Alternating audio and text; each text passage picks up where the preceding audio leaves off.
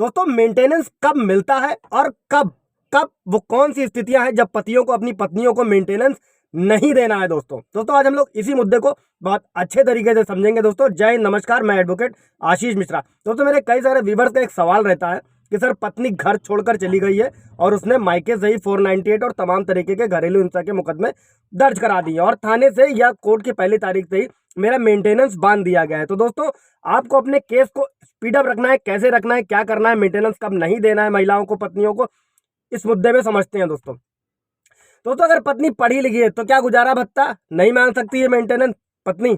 ऐसा नहीं है दोस्तों हर जगह पे फैक्टर्स अलग अलग होते हैं। अब पहले आप लोग ये समझते हैं कि मेंटेनेंस कब मिलता है, जब पत्नी को पति ने तलाक दे दिया हो, पति से पत्नी ने तलाक ले लिया हो, तलाक के बाद पत्नी ने दूसरी शादी नहीं की हो दोस्तों, और वो खुद का भरण पोषण ना कर पा रही हो दोस्तों। ऐसी स्थितियों में पत्नियों को मेंटेनेंस देना होता है दोस्तों। इसी में एक केस था, एक एमबीए महिला ने दिल्ली हाईकोर्ट में अंतरिम गुजारा भत्ता के लिए अर्जी लगाई थी दोस्तों। घरेलू हिंसा अधिनियम के तहत महिला की अर्जी को कोर्ट ने खारिज कर दिया था दोस्तों, और कोर्ट ने यह कहा था कि वो काफी पढ़ी लिखी है और खुद कमा खाने में सक्षम है दोस्तों। क्योंकि पत्नी ने गुजारा भत्ता के तौर पर 50,000 रुपए हर महीने की मांगी थी, और कोर्ट ने सुनवाई के दौरान ये पाया कि मेंटेनेंस मांगने वाली महिला एमबीए और अपने पति के बराबर कमा रही है, और उसका पति चूंकि पेशे से डॉक्टर है, बशर्ते कि अभी वो बेरोजगार है दोस्तों। ऐसे में मेंटेनेंस को रद्द कर दिया गया। अब दोस्तों हम लोग समझते हैं कि मेंटेनेंस कब आपको नहीं देना है दोस्तों।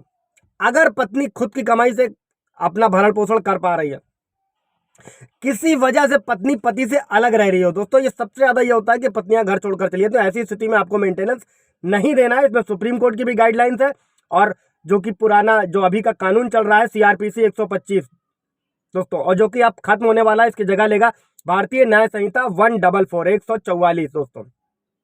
इसके बाद समझते हैं दोस्तों, अगर पति पत्नी आपसी समझौते से अलग रह रहे हो तो भी आपको मेंटेनेंस नहीं देना है, और पत्नी के साथ किसी का रिलेशन हो और या शादी हो गई हो तो भी आपको मेंटेनेंस नहीं देना है दोस्तों। ये भी समझिएगा दोस्तों कि कुछ मेरे व्यूअर्स का ये भी सवाल था कि सर वो एडल्ट्री में रह रही है, तो आपको साबित करना होगा कोर्ट में कि उसके अवैध संबंध है।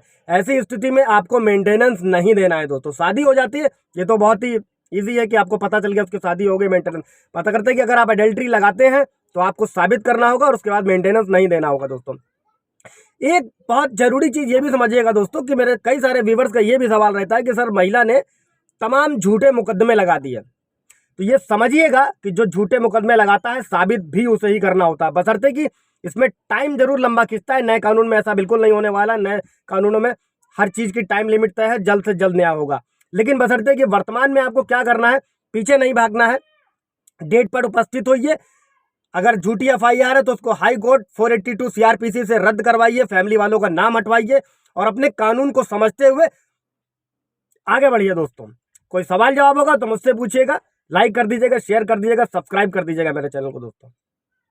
अब आते हैं दोस्तों, अगर पत्नी काम काजी है तो उसे मेंटेनेंस क्या देना है कि नहीं देना है। तो दोस्तों अगर पत्नी जॉब करती है या शादी से पहले जॉब करती थी, मतलब उसकी जो क्वालिफिकेशन है वो बिजनेस या नौकरी करने लायक है, तो अपना मेंटेनेंस कर सकती है। ऐसी कंडीशन में कोर्ट महिला को मेंटेनेंस नहीं देता है, बशर्ते कि ये साबित करने की जिम्मेदारी पति की होती है। इसी तरीके से अगर कोई भी पति या पत्नी एक दूसरे पर एडल्ट्री का ब्लेम लगाते हैं तो साबित उन्हें ही करना होता है कोर्ट में।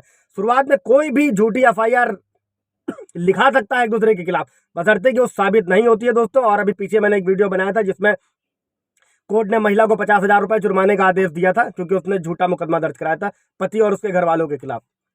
अब दोस्तों समझते हैं कि सुप्रीम कोर्ट के फैसले के मुताबिक कामकाजी अगर पत्नी है तो अपनी कमाई से अगर खुद का खर्च नहीं उठा पा रही है तो पति से मेंटेनेंस मांग सकती है, बशर्ते कि ये भी प्रूफ करना होगा। हाँ, अगर पति बेरोजगार है तो भी क्या गुजारा भत्ता देना होगा। तो दोस्तों अगर हाँ पति बेरोजगार है, शारीरिक और फिजिकल मेंटल अगर वो स्ट्रांग है तो उसे गुजारा भत्ता देना पड़ेगा दोस्तों।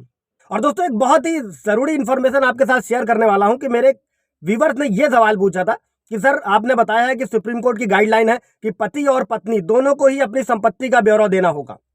बहुत ही अच्छा क्वेश्चन था। अब इसमें समझिएगा दोस्तों कि पति तो अपनी संपत्ति घोषित कर दिया, पत्नी की शादी हो चुकी है, उसके पास कुछ है नहीं, लेकिन चूंकि वो पैतृक संपत्ति में, अपने पापा की संपत्ति में हर चीज की दावेदार है दोस्तों। ऐसा मेरा व्यूवर का क्वेश्चन था, और वो कुछ घोषित नहीं करती है, तो ये जिम्मेदारी आपके ऊपर है।